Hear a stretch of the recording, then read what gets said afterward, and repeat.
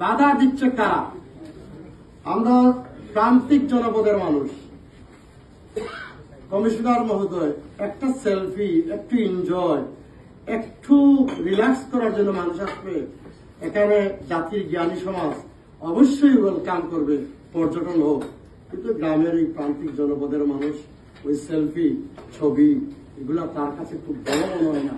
তার কাছে এক মুঠো ভাত, দুবেলা খাবার, তার চিকিৎসার জন্য, ছেলে সন্তানের জন্য পাথর তুলে যদি একটু চিকিৎসা চালাতে পারে, তার জীবনটাকে এইভাবেই মনে করে।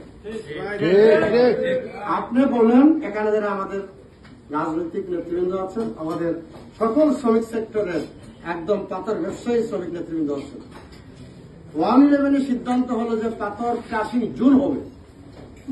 আজ পর্যন্ত 25 সাল ধরে জুন হলো না। এর দায়ভার কার?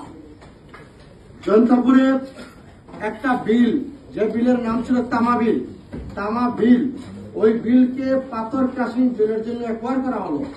আমি তখন উপজেলা চেয়ারম্যান ছিলাম, কিন্তু আজ পর্যন্ত এটা আলোর মুখে ছিল না।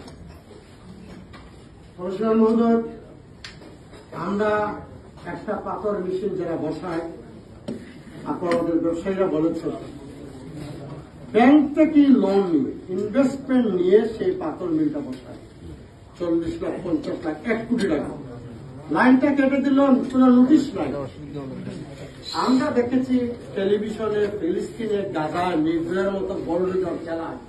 আমরা এবার দেখলাম ফেসিবাদ মুক্ত বাংলাদেশে ফেসিবাদের আচরণে নির্দয়ভাবে জাফলং গুলো করছে, গাজার মতো একটা পরিণাম মানুষ। আমরা কি বলবো?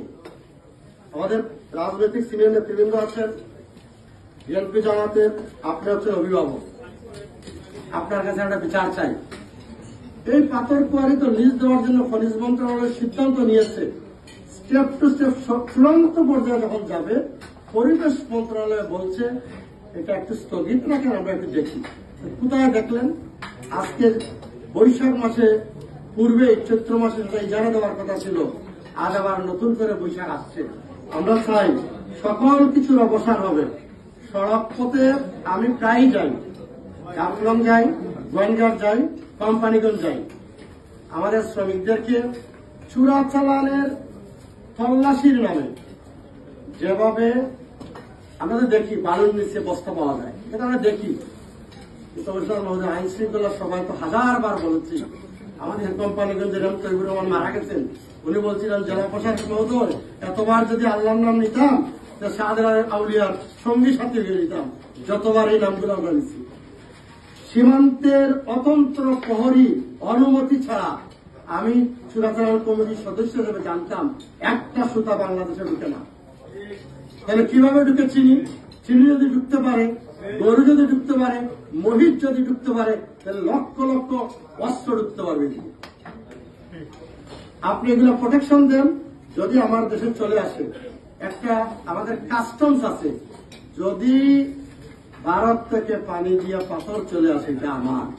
যদি বর্ডার দিয়া কোনো মাল চলে আসে আর আমি যদি কিনে আনি, এটাও আমার। এটা বর্ডার ঠিক করেন। ধন্যবাদ। মাননীয় বিভাগ কমিশনার মহোদয়, আমি শুধু বলছি